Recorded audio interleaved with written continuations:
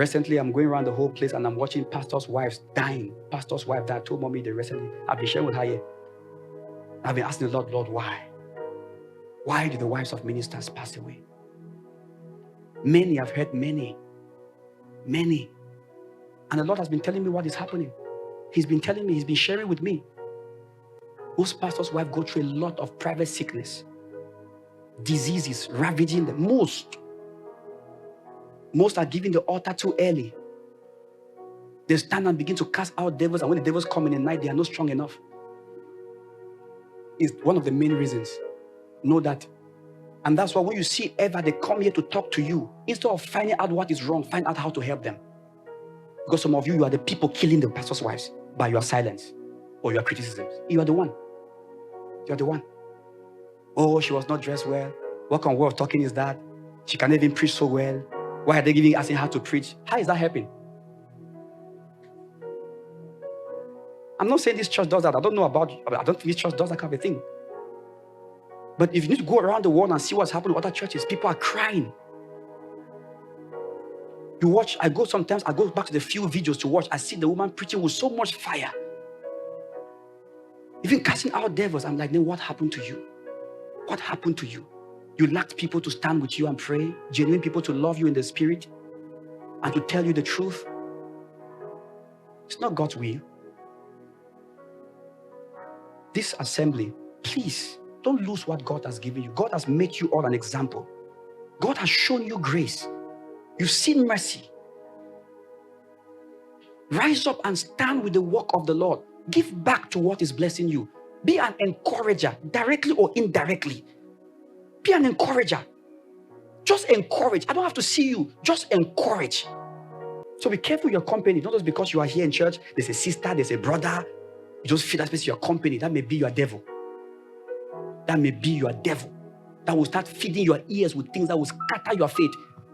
When the man of God now stands and blesses, it bounces back and comes back to him. Some of you walk in here in the first days, first few months, you are blessed.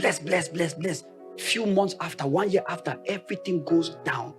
Last night I was talking about me and I said, have you noticed when people come to church and pastors preaching, they say that it's like the pastor was talking to me.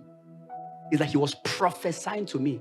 I say, yes. I said, do you know why it changes like that? Because after that experience, the pastors become somebody else. How do you come to church for your first time and you say that word was for me? What about the second time? It was for who? You see that something has gone wrong with your head? So God only spoke to you the first day you came. And imagine that you now start saying, but I want pastor to prophesy to me one-on-one. When you came that day and I spoke, there was a prophecy to you one-on-one. I was preaching here and you felt it. Like our sister testified last Sunday, she came here. When I was preaching here that service here, I said there's somebody here that God wants to deliver from depression. You're about to even commit suicide. I was preaching. She was there. I watched her. She was sobbing like a child. I never knew what was happening to her. It's only a few days ago that I heard her testimony of what that service did to her. And she said she felt like pastor was listing her case like this. You want a prophet? Go and find one. Your pastor is not a prophet. Go and find one. Go and find one. Because you want one-on-one. To change what? So if I am ministering, you can hear through the message. You can identify elements of your life. Maintain that same heart. It was happening to you for a reason. Maintain the same. When you come next time, even if you sit outside, even if you're online, when you notice that you start coming to church and you are no more hearing in your area of concern, check your heart. As far as I know, Pastor Daniel, by the commitment of God, there will be no normal service. So when it becomes normal to you, you are losing it. You are losing it, and you should be careful. And how does it start? Company of people talking things to you about the church that is not nice to your ears. Being offended over things that should not offend you. Before you know you're a regular member, it's not like you even have faith anymore, or that you're even coming to come and be blessed. Just come and sit. Then your attitude starts discouraging others because they start asking what's wrong with you. You start saying that I'm no more blessed. And then now the man that also has some suspicion also said, me too. Diala. Then now they now sit in church now as you are preaching, they are frowning because they're not blessed anymore. So if I crack all the joke I do here, you know, change anything. Change anything. Then reluctance starts coming in. Reluctance. And like I've always told you guys, you start from going behind. Next line. Next line. Next line. Next line. Do you know what's happening that way? Reluctance. They don't longer wake up and they are thinking of how to iron their dresses early. Their spirit is slow. It's now slow. They are not pressed if they come late because there's no expectation. So I'm not saying everybody behind is a person. But if you notice that, but listen.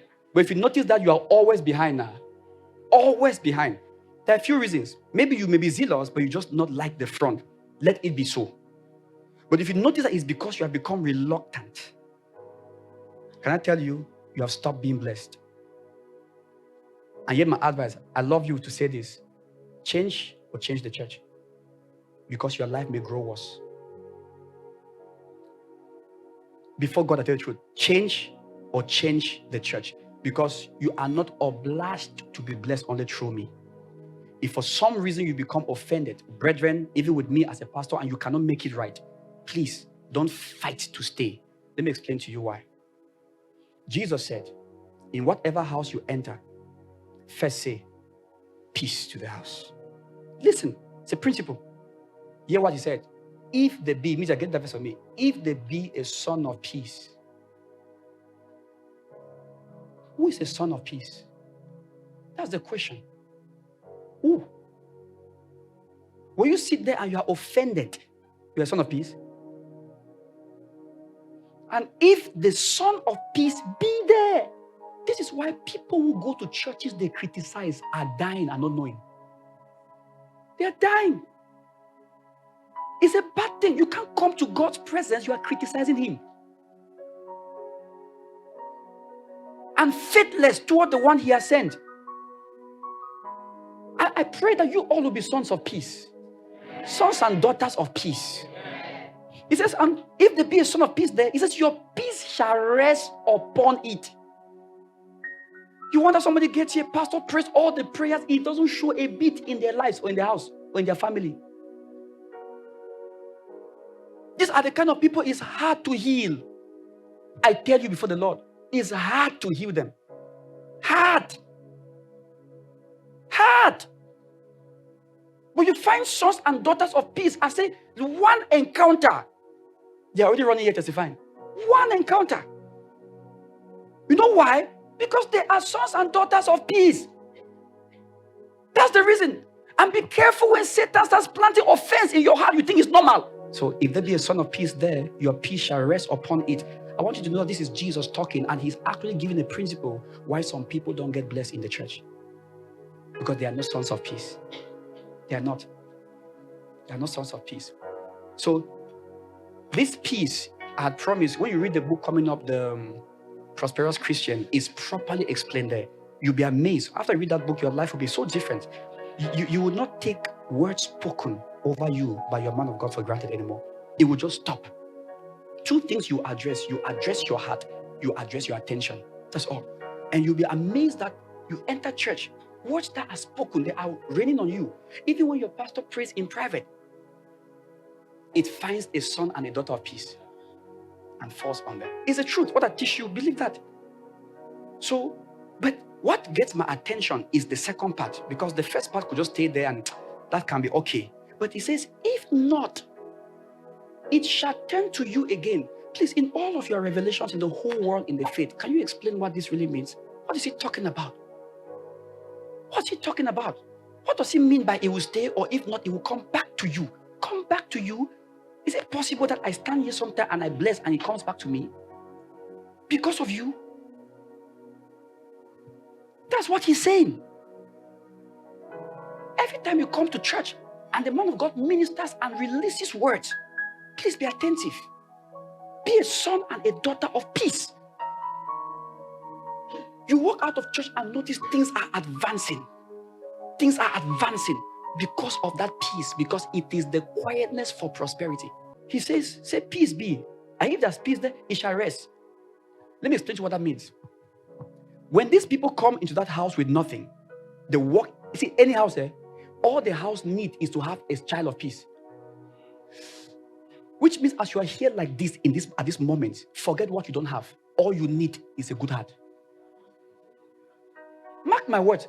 Whether you are here sick, you are broke in your life, things are not working, doors are all closed. I tell you that what you need now, it's not those things, is the heart. Are you a son and a daughter of peace?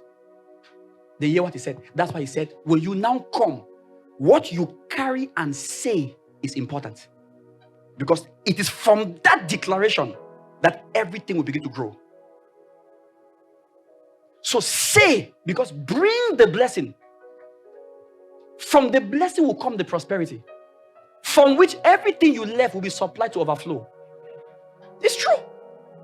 So say, peace be. Okay, peace be to this house. That's all. How easy. If there's a son of peace there, how do we know son of peace? It will rest. Question: when that word peace rests in the house, what happens to that house? Everything that never used to work start working.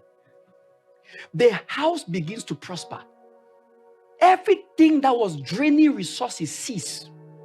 Loopholes are blocked. The blessing of peace and wellness and prosperity has come into that house. Because the people also have to bless the man.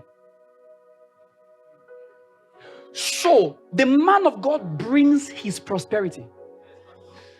You got to get that. He brings his prosperity and releases it in the house and partakes of it. You get the point? So as the people now start prospering, they will begin to take care of the man of God. What's the next verse? Follow. Next verse. Give a Lord praise if you want to do so right now. Okay. See what happened after the blessing. In the same house remain, eating, drinking, such things as they give. For the laborer is worthy of his hire. Go not from house to house, because that house will be sufficient. Don't move from house to house. Don't be greedy about gathering a lot. That house, stay in the house that the son of peace is there. That son of peace will lack nothing.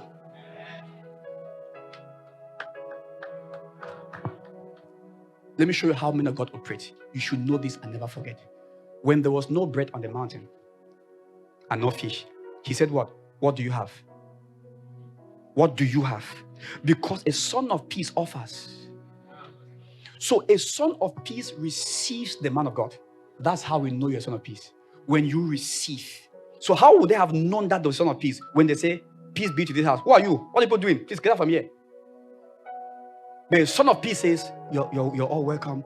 Please, can you come in and they wash your feet? That's how I start. Then they say, please come in. That is a son of peace. And when that happens, then know that your peace will stay and begin to cause that house to prosper. So Jesus said, what do you have? He said, okay, 5 or 2. He said, bring it to me. What's that? That was a son of peace who was able to offer what he had. Check Peter. Can I have your boat? That was a son of peace. So every request of a man of God towards you is testing whether you're of peace. And so Peter offered the boat. Watch this. When Jesus was done, he didn't carry fish. He says, what's happened to you, man? He says, there's nothing, master. We have been struggling. No, not when you are a son of peace and you have met the man of God. And he says, now cast your net to the rest of the boat. Why? Because peace had rested on Peter. Before Peter met Christ, it was tough. After the blessing, everything changed. So some of you are here, you don't understand that your life is changing because of the blessing, because you're a son of peace. Because you don't know that, you are greedy in the way you respond. So you feel like I'm working hard. You're not working no hard. You know the difference when things change. You become fruitful effortlessly. What you have been toiling to do, suddenly, it just happened to you easily. Please stay a child of peace. Stay a child of peace. And watch this. When he was done, he said, cast your net now. Peter cast his net. See the harvest. Where was that before Christ came? Don't play with your men of God. Don't. And don't just be playing around them. Be true. No man of God is empty. Look at Elisha. Walking past that woman's house. When did she become a child of peace? When she began to consider the man of God. Every time you begin to consider your man of God, you are activating peace on your life. Know that. So some of you that are so busy with your life, you are prospering and going. It's a matter of time you run dry. And you realize that you are not working in the blessing, but in hard work. Please, all of you in this church, stop hard work. Stop hard work. It is vain for you to rise up early and to sleep late to eat the bread of sorrow, for so he giveth his beloved sleep. And how does he do that? The introduction of a man of God in your life is the introduction of rest in all the works of your hands. This is scripture. I've run you through examples. And when that woman became alert to a man of God, she was showing to be a child of peace. And she said, come in, receive the man of God. Receive the man of God. And the man of God came in, that they prepared a place for him. They created room for their blessings. And when the man of God stayed there for a while, he now called his servant and said, what does this woman want? Let you do what? What does she want? Let you do what? And the servant went and verified and came and said, this woman has no child. He says, relax, tell her that by this same time I pass by, she will have a child. And what was that? That was the blessing of peace. What was stopping her womb? What was stopping her womb? Whatever it was, the blessing of peace solves it. You don't host a man of God and stay broke. It's impossible. When I mean broke there, I'm talking about a life of struggle. You may even be prospering, but after too much sweat. You are sweating a lot. Walking out your head. You think that you are prospering, you're not. When you start prospering, when the man of God says peace, it touches everything in the house. Health, works of the hands, everything comes under the influence of God because you are hosting the man of God. You all should learn this lesson. Stop just playing in church, jumping from place to place. You want to see grace? I've not taught you my mind. That is scripture. If I'm wrong, it's scripture that's wrong. But the strange thing is that I have seen it in this church in 10 years. How can some of you be blind? How can you fall in the category of the 9? It's most times when what you have is taken away from you. Because eventually, as you start running away, your heart begins to lose the grace of what? A child of peace. Then you notice, boom, you meet a stumbling block. Everything begins to get blocked again, bringing you back to the natural place of labor. So now, walk out your way. This is what has happened to some people, unfortunately. I've not stepped here by chance. You all know me. When I climb here, the Lord begins to speak to his people and address their circumstances. And I pray that everything I have shared like this will make a lot of sense to you, bring you correction and the blessings of the Lord. Give the Lord the praise.